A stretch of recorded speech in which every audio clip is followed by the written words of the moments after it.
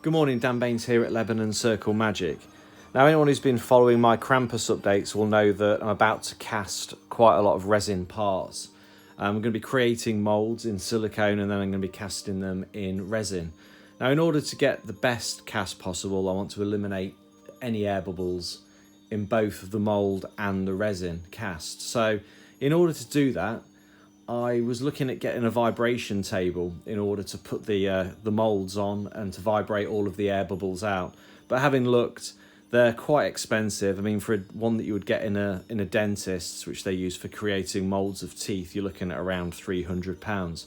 So I'm going to build my own this morning using an old laptop tray, which I've got here, 4 old bed springs, a dinner tray, and the actual thing that's going to make the whole thing vibrate is an old Black & Decker sander. So I'm going to get my MacGyver head on. I'm going to lock myself in the studio for an hour and see if I can make this vibration table.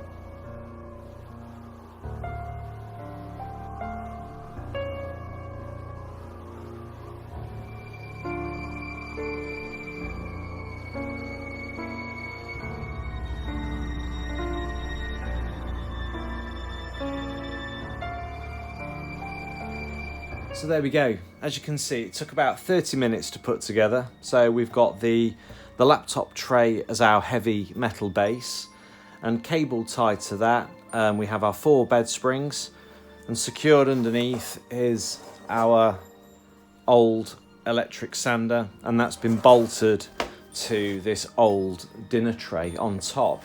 And that provides a perfect platform. As you can see, it kind of wobbles already with the bed springs. And all we need to do is turn on the sander, and that will make the whole unit vibrate, and that will get rid of any air bubbles we have during the casting process. So let's fire it up and see how it goes.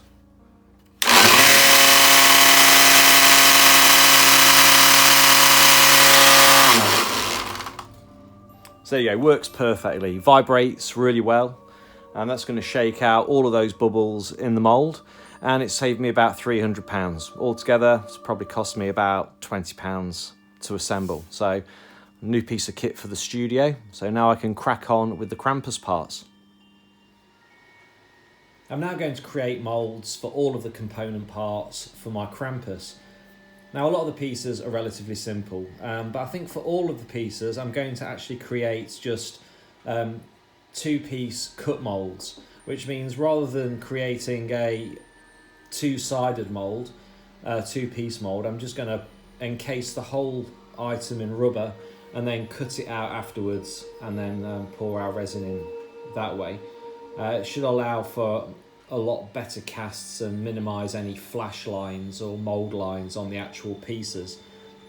On all of the parts, I've tried to minimise the amount of undercuts on there, so even on the head, you can see the Krampus head here is actually going to be, I'm going to create the mould upside down and a bit of an undercut on the nose here, so I'll create a vent from there, and the resin will be poured in this way.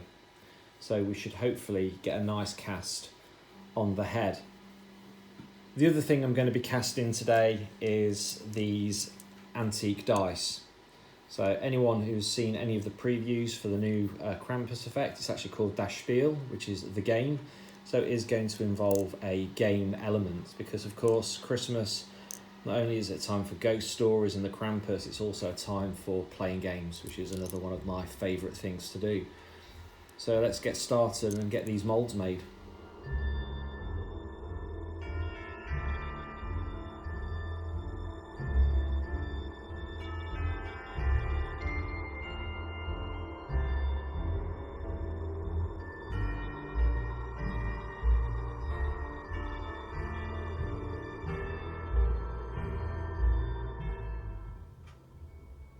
So that's all the mould boxes complete for all the parts of the Krampus.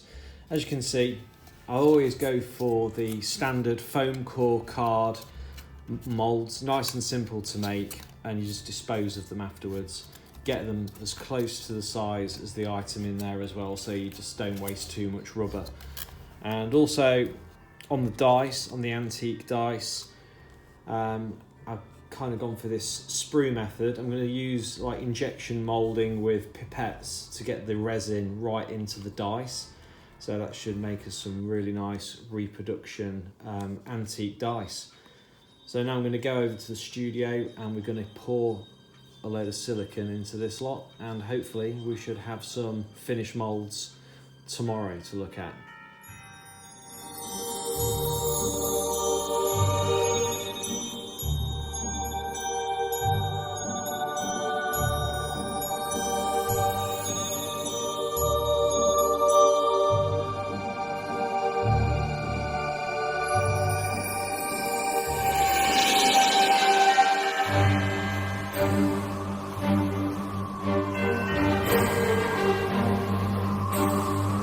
Okay, so it's the morning after and all of our moulds have completely set. So we're now going to remove the outer box and cut out our original piece inside, and we should have a nice two-part cut mould. So I'm going to break the outside off. You can just dispose of this. Should come away nice and easily. There we go. It's a great thing with foam board because it has like a shiny surface. It just peels away really nicely. Okay, and there we have our block. Just going to neaten up the mould a little bit.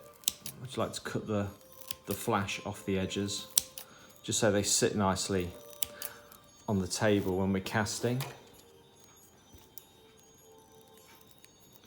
you can see, the moulds were nice and tight as well, so they've got no leakage of silicone around the edge. And then what we're going to do is now we're going to have a look what this is. I think this is the head of our little boy, and we're now going to cut it away and we're going to see what we've got inside. So just begin by making a cut on the edge here, and then you just cut jagged cuts and part the rubber as you go. You can see the model inside, so just try and get as close to the model as possible. And we're just going to keep cutting like this. Okay. We'll just go around the opposite side now. And we're going to cut down here. Just keep making jagged cuts.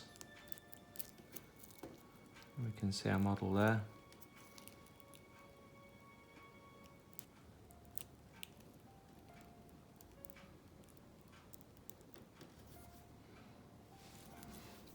And we should now be able to take our original casting out, and there we have our mould. Looks nice and air bubble free, and all we'll do is we'll just clamp that together and pour our silicone in, and we'll have a nice reproduction of our original little boy's head. So I've done some example castings, and these are the first casts of the moulds I've made, and I'm really impressed with the two-part cut moulds. So as you can see on the hooves, just got near perfect castings, no cleanup required whatsoever. Even like the fingers on the praying children, just cast perfectly. And of course we had the mould line ran in line with the hands and along here anyway, so there really is no cleanup on these models. I'm most impressed with the Krampus Head. This only required a bit of a clean-up where the spout where you pour the resin in is attached to the model. But the vent on the nose worked really well. And again, another perfect, complete cast. Minor air bubbles, there's probably one or two on there, but the the vibration table worked really well just to eliminate nearly all of the bubbles in the mould. Same with the children's heads. You know, again, great little casts, no mould lines, almost perfect, ready to assemble straight away. The dice as well, really impressed with. So these are the reproduction dice.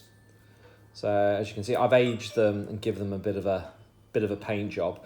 The original ones, even though they are antique, they just look a little bit too new. So for the Krampus routine, I want these to be quite dirty and well used, like they've been used on the streets of London. But as you can see, you know, they're almost indistinguishable from real antique dice, and these are just done with the injection moulding with small pipettes using the sprue method in those cups. So I'm really impressed with the dice as well. So all in all, a successful mould making and casting week. All we've got to do now is assemble the Krampus.